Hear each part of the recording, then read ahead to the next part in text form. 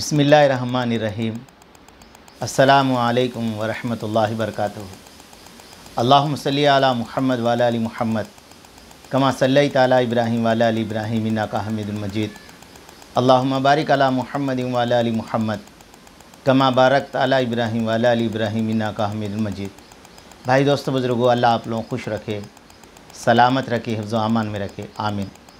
मेरे दोस्तों, मेरे बुज़ुर्गों, आज मेरा बात करने का मकसद हम अल्लाह के रास्ते में निकलना और अल्लाह के रास्ते में निकलकर वक्त कैसे गुजारना।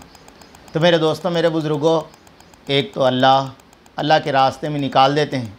मेरे दोस्तों, मेरे बुज़ुर्गों, इंसान अल्लाह के रास्ते में जा रहा तो अल्लाह वालों ने अपनी किताबों में लिखा है, फरमाया एक अपने माहौल को छोड़कर चल जाता, अपने घर को छोड़कर चल जाता, अपने दोस्तों को छोड़कर चल जाता, अपनी वो जगहों को छोड़कर जाता जिस जगहों से उसको जो है ना उसकी रूह को नुकसान हो रहा है।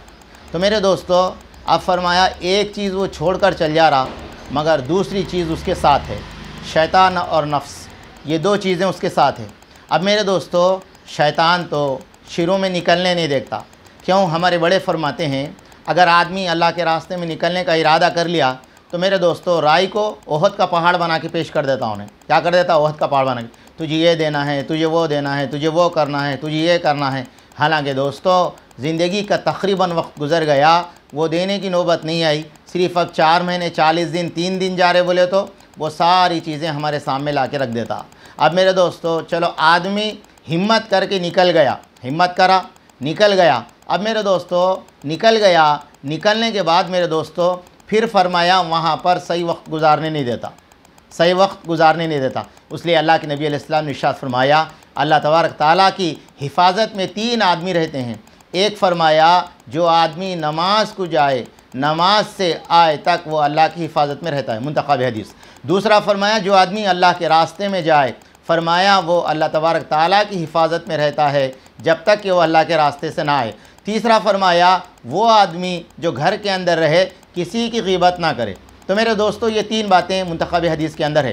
तो मेरे दोस्तों, मेरे बुज़ुर्गों, फरमाया वो अल्लाह की हिफाजत में रहता है। अब वहाँ पर जाके हमें क्या करना है? तो मेरे दोस्तों हमारे बड़ों ने बहुत आसान उसूल उसके बताए हैं, अगर हम उस पर थोड़ा सा अमल कर ले इंशाअल्लाह हमें बहुत फ़ायदा होगा। दोस्तों एक दौर था साथ ही सिर्फ 3 दिन निकलता था। मेरे दोस्तों वो बुज़ुर्ग वली बनकर आता था। आज क्या हो गया बताओ? छिल्ला 4 महीने 1 साल भी जा रहे, वो असरात हमारे पे ज़ाहिर नहीं हो रहे, वो बीमारी गफलत की बीमारी हमसे दूर नहीं हो रही। उसकी वजह क्या है? तो दोस्तों कहीं ना कहीं हमारा परहेज़ टूट रहा, जिसके नतीजे में वो दवाखाना तो ऐसा था, बड़े से बड़े बीमारियों का इलाज कर दिया, बड़े से बड़े मेरे दोस्तों जो बीमारी का इलाज होने का किसी को उम्मीद नहीं थी वो इलाज हो गया फरमाया वो दवाखाने में। तो मेरे दोस्तों ये दवाखाना, ये अल्लाह का रास्ता ऐसा है, इसके अंदर इंसानों को अल्लाह ने कैसे कैसे इंसानों को बना के दिखाया हमारे सामने है। तो मेरे दोस्तों पहली बात ये है दोस्तों, कोई साथी अपने पास फ़ोन ना रखे। पहली बात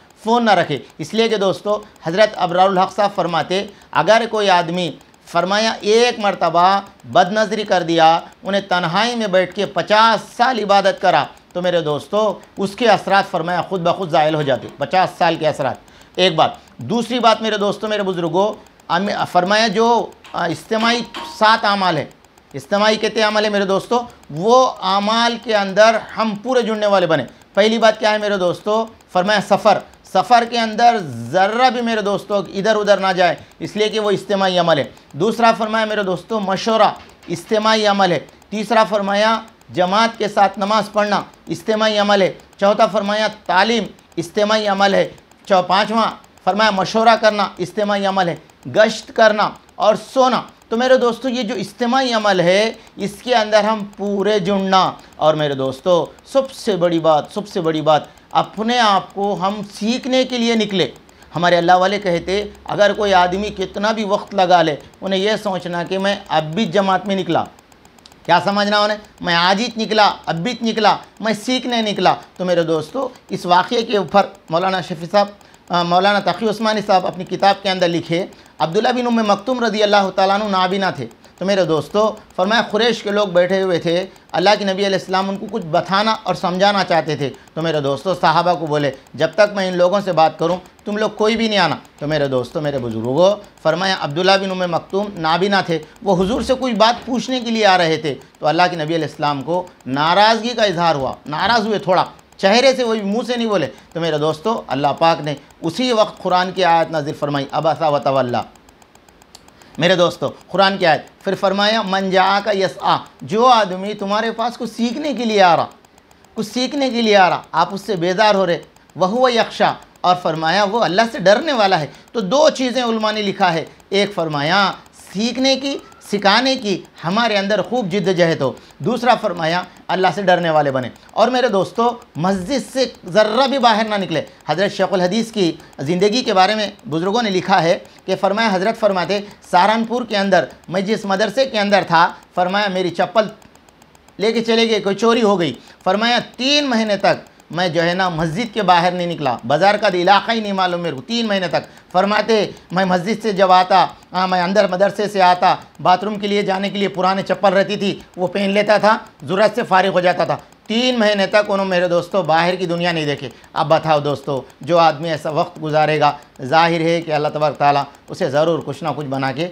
लाएंगे। अल्लाह करे कि मेरे को, आपको, हम सबको ये उसूल पे अमल करने की तौफीक दे।